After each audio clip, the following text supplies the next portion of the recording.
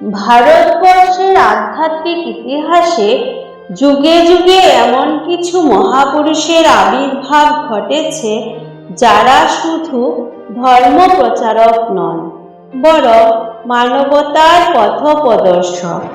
তারা মানুষকে কেবল উপাসনার শিক্ষা দেননি, তারা শিখিয়েছেন সত্যকে ভালোবাসতে, আত্মাকে চিনতে এবং মানব জীবনের গভীর অর্থ উপলব্ধি করতে।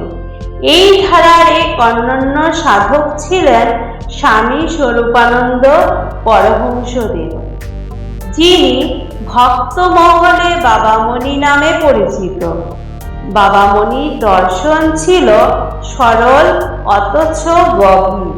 তিনি বলতেন, মানুষের ভিতরেই ঈশ্বর বাস করেন, তাই মানুষের সেবা মানেই ঈশ্বরের সেবা। এই একটি বাক্যের মধ্যেই তার সমগ্র দর্শনের ভিত্তি লুকিয়ে আছে। তার চিন্তা কেবল মঠ বা আশ্রমে সীমাবদ্ধ আধ্যাত্মিকতা নয়, বরং জীবনের প্রতিটি ক্ষেত্রে সত্য, প্রেম, ত্যাগ ও আত্মশুদ্ধির সাধনা। আজকের সমাজে যখন মানুষ ভোগবাদ, স্বার্থপরতা, হিংসা ও মানসিক অস্থিরতায় আক্রান্ত, তখন বাবামণির দর্শন নতুন আলোর মতো আমাদের সামনে উপস্থিত হয়। তার জীবন আমাদের শেখায়, মানুষের প্রকৃত উন্নতি বাহ্যিক সম্পদে নয়, আত্মার জাগরণেই প্রকৃত মুক্তি।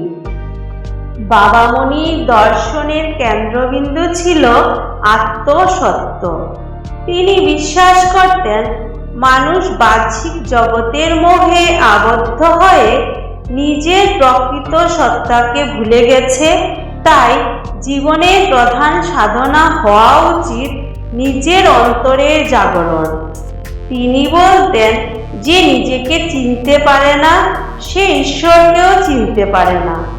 এই দর্শন ভারতীয় উপনিষদের চিরন্তন বাণীর সঙ্গে সামঞ্জস্যপূর্ণ। উপনিষদে বলা হয়েছে, আত্মানাং বিদ্ধি, নিজেকে জানো। বাবামণির মতে আত্মজ্ঞান কোনো বই পড়ে অর্জিত হয় না, এটি অর্জিত হয় সাধনা, আত্মনিয়ন্ত্রণ ও সত্যনিষ্ঠ জীবনের মাধ্যমে। তিনি বাহ্যিক আচারকে ততটা গুরুত্ব দেননি যতটা গুরুত্ব দিয়েছেন অন্তরের পবিত্রতাকে। তার মতে সত্য ছাড়া ধর্ম নেই, প্রেম ছাড়া ভক্তি নেই, ত্যাগ ছাড়া সাধনা নেই, সেবা ছাড়া ঈশ্বর লাভ নেই। এই চারটি স্তম্ভের উপর দাঁড়িয়ে তার জীবন দর্শন গড়ে উঠেছে। বাবামণি সত্যকে কেবল নৈতিক গুণ হিসাবে দেখেননি, তিনি সত্যকে দেখেছেন ঈশ্বরের প্রতিরূপ হিসেবে। তিনি বলতেন, সত্যকে ভয় করো না, সত্য কখনো মানুষের ক্ষতি করে না, মিথ্যাই মানুষকে ধ্বংস করে। আজকের যুগে মানুষ প্রায় সুবিধার জন্য মিথ্যার আশ্রয় নেয়। সমাজে প্রতারণা, ভণ্ডামি ও কপটতা বেড়ে চলেছে। কিন্তু বাবামণি বিশ্বাস করতেন, যে ব্যক্তি সত্যকে ধারণ করতে পারে, তার জীবনে আধ্যাত্মিক শক্তির উদয় হয়। সত্যের সাধনা সহজ নয়, সত্য মানুষকে একা করে দেয়, কারণ অধিকাংশ মানুষ সুবিধার পথ বেছে নেয়। কিন্তু বাবামণি শিখিয়েছেন, সত্যের পথে চললে কষ্ট আসবে, কিন্তু সেই কষ্টই আত্মাকে পবিত্র করবে। তার মতে সত্য কেবল কথায় নয়, চিন্তা, আচরণ ও জীবনের প্রতিটি ক্ষেত্রে প্রকাশিত হওয়া উচিত। বাবামণির অন্যতম প্রধান শিক্ষা ছিল মানব প্রেম। তিনি ধর্মকে কখনো বিভেদের কারণ হিসেবে দেখেননি। তার মতে প্রকৃত ধর্ম মানুষের মধ্যে ভ্রাতৃত্ব সৃষ্টি করে। তিনি বলতেন, মানুষকে ভালোবাসো, মানুষকে আঘাত করে ঈশ্বরকে পাওয়া যায় না। এই শিক্ষা অত্যন্ত গুরুত্বপূর্ণ, কারণ পৃথিবীর অধিকাংশ সংঘাতের মূলেই রয়েছে ধর্মীয় সংকীর্ণতা ও অহংকার। বাবামণি বিশ্বাস করতেন, ধর্মের মূল উদ্দেশ্য মানুষকে উন্নত করা, ধর্ম মানুষকে বিনয়ী করবে, ধর্ম মানুষকে সহানুভূতিশীল করবে, ধর্ম মানুষকে সত্যবাদী করবে। যদি ধর্ম মানুষের মধ্যে ঘৃণা সৃষ্টি করে, তবে তা প্রকৃত ধর্ম নয়। তার মানবপ্রেমের দর্শন ছিল সার্বজনীন। তিনি ধনী দরিদ্র, জাতি ধর্ম নির্বিশেষে সকল মানুষকে সমান দৃষ্টিতে দেখতেন। বাবামণি মনে করতেন, মানুষের প্রকৃত শক্তি বাহু শক্তিতে নয়, চরিত্রের শক্তিতে। তিনি বলতেন, চরিত্রহীন জ্ঞান অন্ধকারের চেয়েও ভয়ঙ্কর। আজকের সমাজে শিক্ষা বাড়ছে, কিন্তু চরিত্রের অবক্ষয়ও বৃদ্ধি পাচ্ছে। বাবামণি এই সমস্যার সমাধান হিসাবে আত্মসংযমের শিক্ষা দিয়েছেন। তার মতে, ইন্দ্রিয় সংযম ছাড়া আত্মোন্নতি অসম্ভব। ভোগের প্রতি অতিরিক্ত আসক্তি মানুষকে দুর্বল করে। কামনা যত বাড়ে, অশান্তিও তত বাড়ে। তিনি যুব সমাজকে বিশেষভাবে সতর্ক করতেন, কারণ যুবকরাই জাতির ভবিষ্যৎ। তার দর্শনে চরিত্র গঠনের প্রধান উপাদান ছিল সত্যবাদিতা, আত্মনিয়ন্ত্রণ, অধ্যবসায়, বিনয়, সেবা ও ঈশ্বর চিন্তা। বাবামণি কর্মকে আধ্যাত্মিকতার বিরোধী মনে করেননি, বরং তিনি কর্মের মধ্যে ঈশ্বর সাধনার পথ দেখিয়েছেন। তিনি বলতেন, অলস ভক্তির চেয়ে কর্মময় সেবা শ্রেষ্ঠ। তার মতে, কর্ম তখনই পূর্ণ হয়ে ওঠে যখন তা নিঃস্বার্থভাবে করা হয়। গীতার কর্মযোগ দর্শনের সঙ্গে তার চিন্তার গভীর মিল রয়েছে। তিনি বিশ্বাস করতেন, ফলের আসক্তি ত্যাগ করো, কর্তব্য পালন করো, মানুষের কল্যাণে কাজ করো, সেবাকে উপাসনা মনে করো। তিনি বিশেষভাবে দরিদ্র ও অসহায় মানুষের সেবাকে গুরুত্ব দিয়েছেন, কারণ তার মতে ঈশ্বর মন্দিরে যতটা আছেন, ক্ষুধার্ত মানুষের মধ্যেও ততটাই আছেন। আধুনিক সভ্যতা মানুষকে বাহ্যিকভাবে উন্নত করেছে, কিন্তু অন্তরে শূন্য করে দিয়েছে। এই ছিল বাবামণির উপলব্ধি।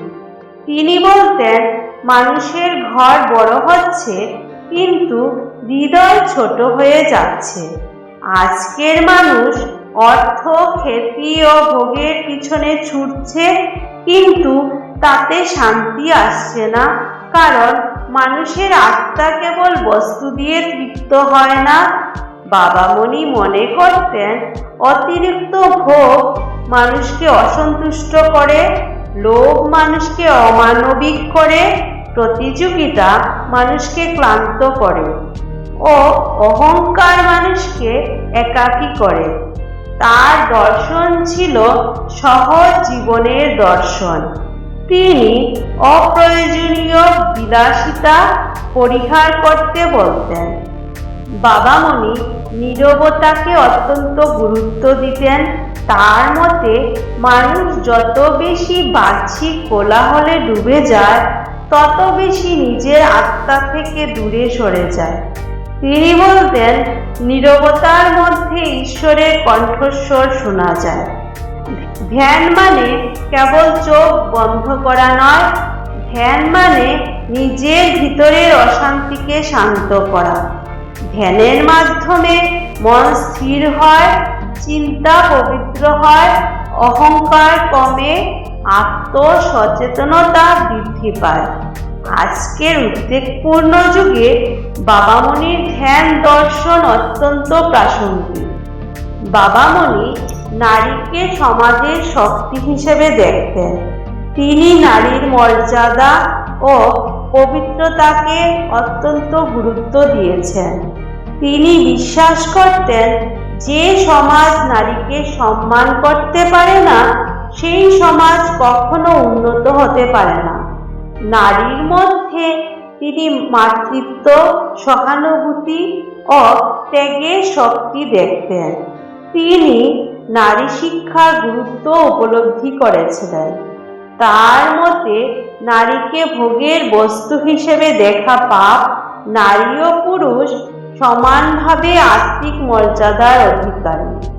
পরিবার গঠনে নারীর ভূমিকা অপরিসীম। বাবামণি যুবকদের উদ্দেশ্যে বলতেন, যুবকরাই জাতির জাগরণের অগ্নিশিখা। তিনি যুবকদের কেবল চাকুরির প্রস্তুতি নিতে বলেননি, তিনি তাদের চরিত্রবান, দেশপ্রেমিক ও মানব দরদী হতে আহ্বান জানিয়েছেন। তার মতে একজন প্রকৃত যুবকের বৈশিষ্ট্য সাহস, সততা, আত্মবিশ্বাস, শৃঙ্খলা ও সেবামূলক মনোভাব। তিনি চাইতেন যুবকেরা নিজেদের শক্তিকে নষ্ট না করে মানব কল্যাণে ব্যবহার করুক।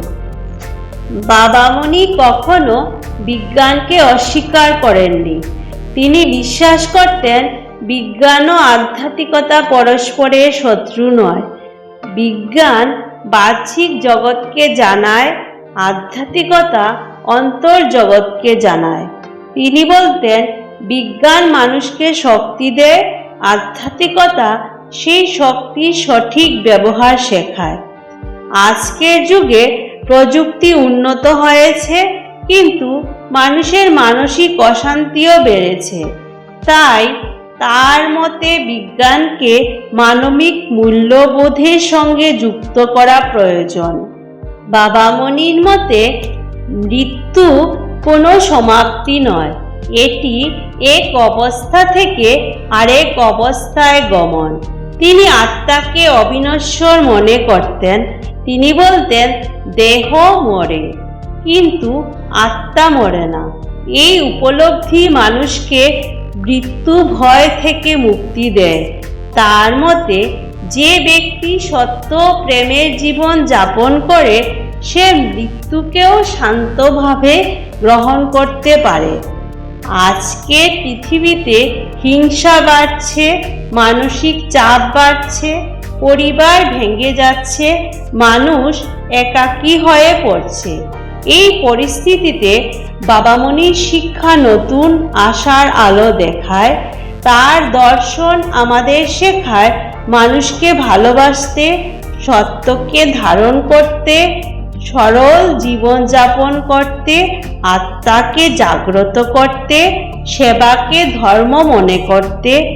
তার জীবন কেবল অতীতের স্মৃতি নয়, বর্তমান ও ভবিষ্যতের জন্য পথ নির্দেশ।